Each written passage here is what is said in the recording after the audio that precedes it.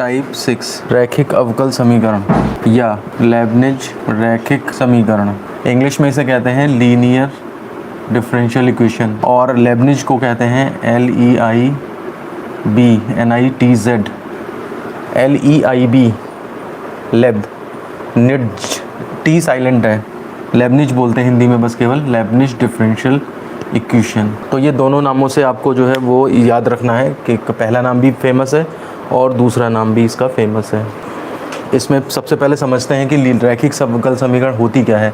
ये हमारा last type है, ठीक है ना, और इससे एक टाइप 6 रैखिक अवकल समीकरण और एक टाइप और है कि इक्वेशंस जो इसमें कन्वर्ट हो पाएंगी, बस उसके बाद ये चैप्टर हमारा ख़त्म हो जाएगा। तो देखिए सबसे पहले हम इसकी डेफिनेशन पढ़ते हैं, हेडिंग डाल दीजिए परिभाषा।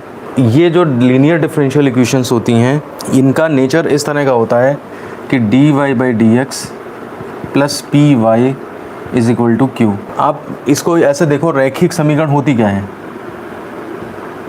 रैखिक समीकरण ये होती है जिसमें वेरिएबल जो होता है वो सिंगल पावर में होता है। जैसे y is equal to mx plus c है, तो y is equal to mx plus c में आप देखिए वेरिएबल्स जो हैं 1 पावर के हैं, 1 डिग्री के हैं, इसलिए इसको लीनियर इक्वेशन कहते हैं। ये एक कॉमन ट्रेंड मैथमेटिक्स में बना दिया गया है कि जो भी इक्वेशंस हमारी अगर उसमें सिंगल वेरिएबल है तो वो हमारी लीनियर इक्वेशन कहलाएगी।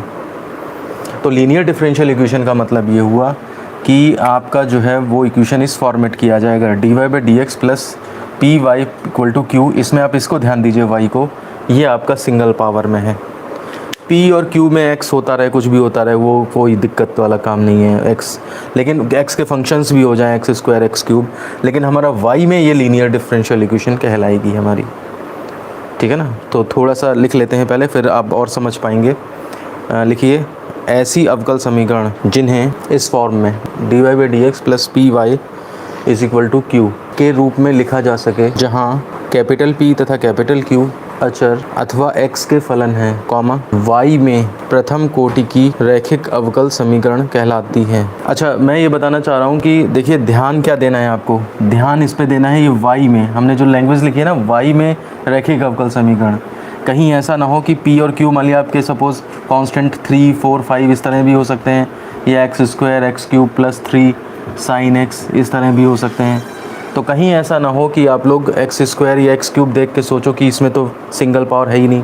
हम यहाँ पे केवल कह रहे हैं कि y में रैखिक अवकल समीकरण होगी, ठीक है ना, मतलब y आपका सिंगल पावर में होगा, और प्रथम कोटि का मतलब यह है कि इसकी पावर जो है वो d2y/dx2y ये सब चीज़ें इन्वॉल्व नहीं है। बाकी जो है वो उसका ऑर्डर का ये मतलब है, और रैखिक का मतलब ये है कि y जो है वो सिंगल पावर में रहेगा, p और q आपके कुछ भी हो सकते हैं। तो इस तरह की इक्वेशंस आपकी रैखिक अवकल समीकरण या फिर लेबनिज रैखिक अवकल समीकरण कहलाएंगी। एक एग्जांपल लिख लीजिए नीचे सब लोग। For example dy/dx plus y/x equal to x³ minus 3। अब देखें यहाँ पे dy/dx ये सिंगल पावर में हो गया, वो तो हमारा पूरा चैप्टर ही चल रहा है ना, और फर्स्ट ऑर्डर की इक्वेशन, और उसके बाद जो है वो y के साथ क्या हो गया, 1/x लग गया, तो y के साथ p जो है वो 1/x काम कर देगा, इक्वल टू q आपका क्या है, x का फंक्शन फिर से है।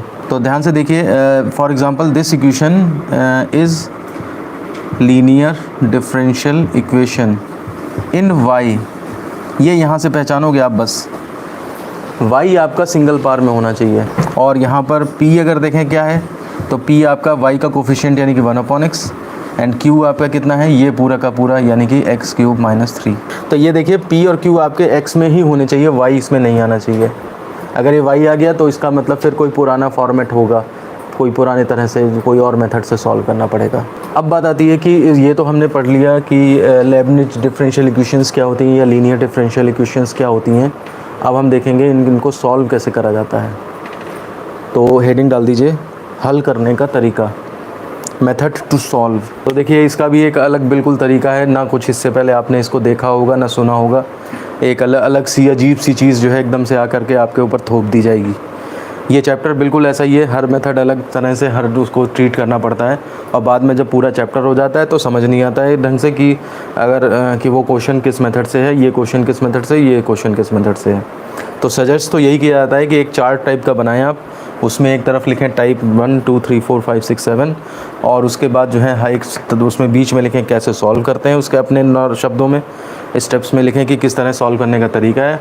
और तीसरे में जो है आप जो बोर्ड में क्वेश्चंस आए हैं उनको नोट करें क्वेश्चंस को, मतलब आप क्वेश्चंस को भी याद करने की कोशिश करें, थोड़ा थोड़ा दिमाग में रखने की कि फ़लाना क्वेश्चन है वो इस तरह के नेचर का क्वेश्चन इस मेथड से बिलोंग करता है, उस तरह का क्वेश्चन इस तरह से बिलोंग करता है। ये पूरा एक चार्ट बना के आप अपनी स्टडी टेबल पे लगा लें और बार बार उसे रिवाइज़ करें। जब भी आप चैप्टर ये रिवाइज़ करें तो उसको भी देखें,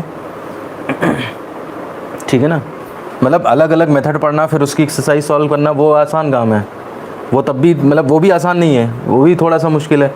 लेकिन अब जब मिक्सचर आ जाएगा एकदम आपके साथ, अब हम केवल ये टाइप ना बताएं और केवल एक इक्वेशन पकड़ा दें आपको, तो ये पहचानना थोड़ा मुश्किल हो जाता है कि वो किस टाइप की है। और जब टाइप आप डिसाइड नहीं कर पाओगे तो फिर वो तरीके कहाँ से लगा दोगे, उसके तरीके भी सब अलग अलग हैं, वो भी याद करने वाले हैं, किसी में कुछ है किसी में कुछ है, ठीक है ना। तो ये एक चार्ट बनाना पड़ेगा आपको। तो अब हल करने का तरीका क्या है, तो इसमें एकदम से अब देखिए लेबनिज साइंटिस्ट रहे होंगे तो उन्होंने कुछ खास काम किया होगा तभी वो इतना बड़ा नाम है उनका। तो उन्होंने क्या काम किया कि पूरी इक्वेशन में e⁻⁴ इंटीग्रल p dx, ये मैं इक्वेशन फिर से लिख दूँ, dy/dx प्लस py = q, ये आपकी इक्वेशन है। इसके अंदर आप p का सेक्शन उठाओ, ठीक है ना।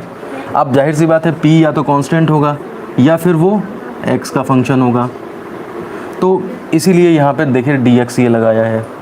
कांस्टेंट होगा तब भी वो इंटीग्रेट हो सकता है और dx x का फंक्शन है तो dx के साथ यानी कि वो इंटीग्रेबल है, इंटीग्रेट हो सकता है।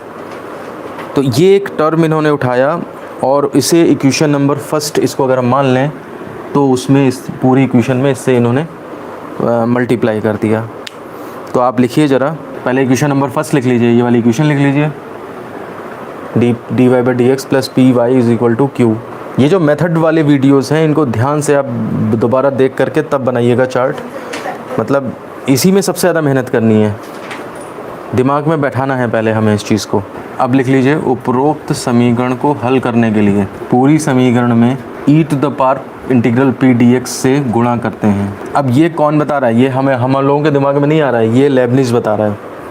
ये उसने एक्स्ट्रा दिमाग लगा के अपना कहीं से जो भी जुगाड़ उगाड़ फिट करके अपना निकाला होगा, जिसे इसे कहते क्या हैं इस पूरी चीज़ को, समाकलन गुणांक या समाकलन गुणनखंड, इंग्लिश में कहते हैं इसे इंटीग्रेटिंग फैक्टर, या शॉर्ट में IF से भी शो कर सकते हैं, और IF इंटीग्रेटिंग फैक्टर, ये नाम ज़्यादा फेमस है।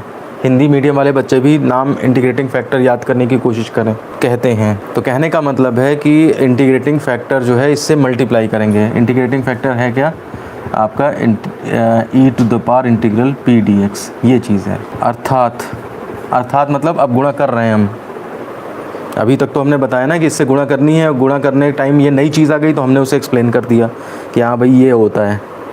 अब उसके बाद जो है अब हम उस इक्वेशन में मल्टीप्लाई करने जा रहे हैं, ठीक है ना। तो ये हो जाएगा आपका e⁻⁴ integral p dx into dy/dx plus p⁻⁴ integral p dx y = q e⁻⁴ integral p dx। तो एक नया टर्म आ रहा है हमारे पास यहाँ पे e⁻⁴ इंटीग्रल p dx, और इसे हम इंटीग्रेटिंग फैक्टर बोल रहे हैं। और ये चीज़ जो है वो लेबनिज के हिसाब से है, इसमें आपको कोई ज़्यादा दिमाग लगाने की ज़रूरत नहीं है कि ये कहाँ से सोच लिया कि e⁻⁴ लेंगे कि इंटीग्रल p dx लेंगे, ये सब कहाँ से सोच लिया। ये सोचने का काम लेबनिज का था।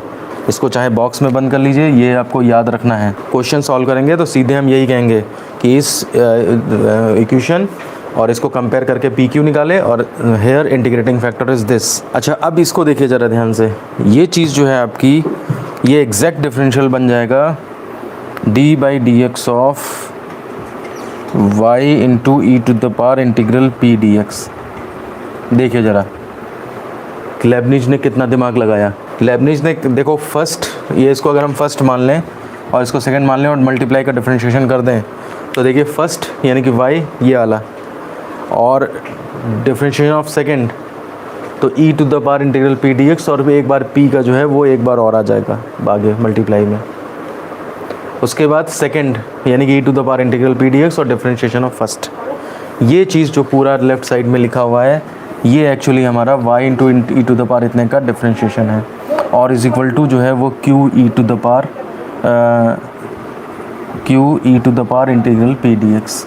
राइट साइड में हमने कोई चेंज नहीं किया, लेफ्ट साइड में हमारा जो है ये एक मल्टीप्लाई का टर्म है और इसका पूरा का पूरा डिफरेंशिएशन है, और is equal to Q into इतना हो गया। अब हम क्या करेंगे, इसे इंटीग्रेट कर देंगे, इंटीग्रेटिंग, तो ये हो जाएगा आपका इंटीग्रल।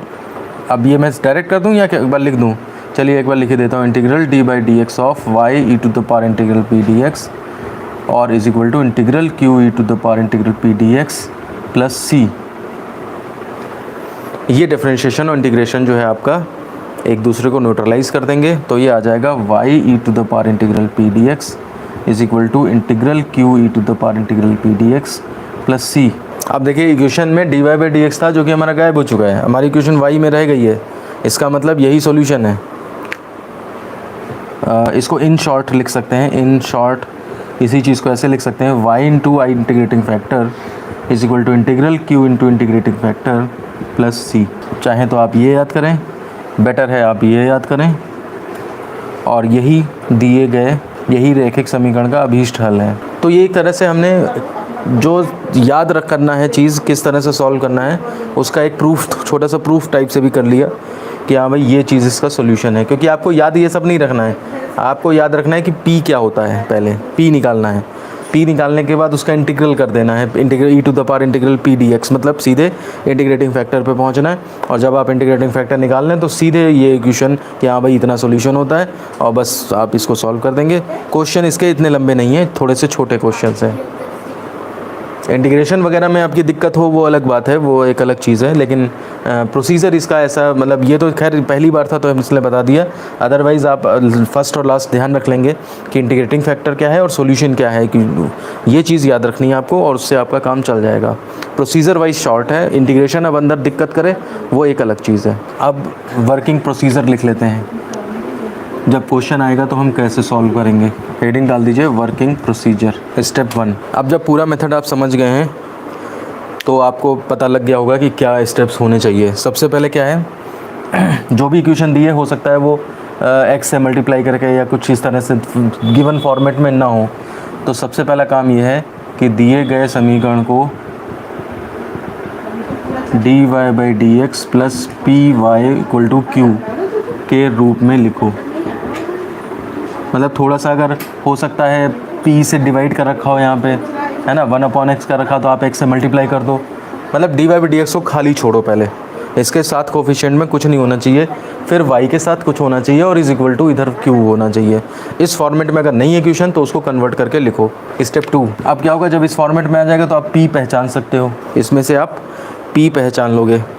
तो p को पहचानोगे कैसे, y का कोफिशिएंट वही p है, तो p को पहचान कर और इंटीग्रेटिंग फैक्टर निकाल लो। Integrating factor equal to e integral P D x ज्ञात कर रहे हैं। इसको अगर यहीं पे सॉल्व कर लेंगे तो आगे ज़्यादा कॉम्प्लिकेशन होने से बच जाती है, या कभी ये बिना भी सॉल्व करें फाइनली उसको सॉल्व करें, बात वही पड़ेगी। अब जब एक बार इंटीग्रेटिंग फैक्टर निकल गया तो स्टेप नंबर 3 क्या है, ये इक्वेशन सॉल्यूशन विल बी क्या होगा, y into integrating factor is equal to integral q into integrating factor plus C. ये आपके जो हैं वो स्टेप्स हैं। तो पूरा प्रोसीजर अगर आपने ढंग से पढ़ा है आज और पूरा वीडियो ध्यान से देखा है, समझा है शुरू से आपने, तो अब इन प्रोसीजर में आपको कोई नई चीज़ नज़र नहीं आई होगी और अब ये शॉर्ट लगने लगेगा आपको कि बस ये इक्वेशन इस फॉर्म में लिखी, इंटीग्रेटिंग फैक्टर निकाला और इसमें रख दिया। अब ये एकदम से कहाँ से आ गया था, तो ये चीज़ जो है वो हमने थोड़ा सा एक्सप्लेन कर दी थी। ये चीज़ तो लेबनिज नहीं सोची होगी, उसके आगे का प्रोसीजर तो कोई भी सोच सकता है कि क्या होना चाहिए, लेकिन ये एकदम से लेकर के और स्टार्टिंग करके हम कर दें, ये सबसे पहले लेबनिज के दिमाग में आया होगा।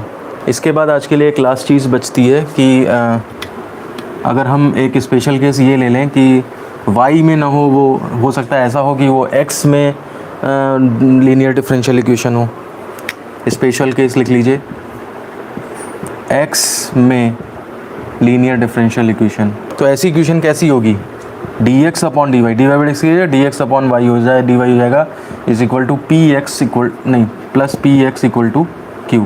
ये देखिए x यहाँ पे आ जाएंगे, है ना, और अब आपके P और Q क्या हो जाएंगे, जहाँ P and Q are either constants और फंक्शंस ऑफ किसके, y, क्योंकि x में लीनियर है ना, तो वो y का फंक्शन, बिल्कुल उसका उल्टा सोच लीजिए आप जो हमने अभी तक पढ़ा है। अब इंटीग्रेटिंग फैक्टर इसके अंदर क्या बनेगा, e to the power integral p, और अब वो y का फंक्शन रह सकता है ना, तो इसलिए dy आ जाएगा यहाँ। p या तो कांस्टेंट हो सकता है, नहीं तो होगा तो y का फंक्शन, तो इसलिए आगे dy आएगा। एंड सॉल्यूशन विल बी, तो y इंटू इंटीग्रेटिंग फैक्टर होता है ना, तो यहाँ पे क्या हो जाएगा, x into integrating factor is equal to integral q into integrating factor plus c। अच्छा, एक चीज़ जो रह गई है, थोड़ा सा पहले भी लिखना भूल गए हम, ये इंटीग्रल के साथ इंटीग्रल का वो नहीं लिखा हमने किसके रिस्पेक्ट में है।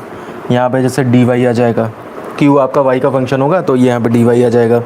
और पीछे जो है आप अपने नोट्स में कंप्लीट कर लेना, वीडियो में हम थोड़ा सा नहीं कर सकते, अब पीछे जा कर के, तो वहाँ पे आप क्या कर लेना, dx लिख लेना यहाँ पे, मतलब विद रिस्पेक्ट टू किसके आप इंटीग्रेट कर रहे हो, है ना। इंटीग्रेटिंग फैक्टर के अंदर तो अपना खुद का वो इंटीग्रल है अलग, ये आपका वो इंटीग्रल के लिए है, तो वहाँ पे dx लिख लीजिएगा, यहाँ पे dy है।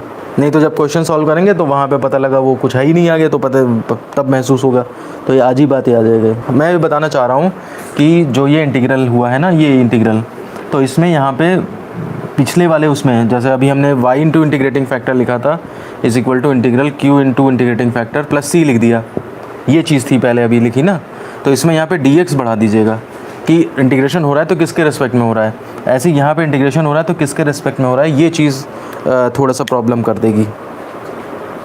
जब न्यूमेरिकल करेंगे तो उसके आगे कुछ आएगा ही नहीं, तो उसमें ये चीज़ बता रहा हूँ कि ये चीज़ लिख दीजिए जा करके। उसमें हमने integrating with respect to x किया था और इसमें हमने integrating with respect to y किया होगा, तो इसलिए y अपने आप लगेगा, इंटीग्रल लगाने के साथ साथ y अपने आप लगेगा।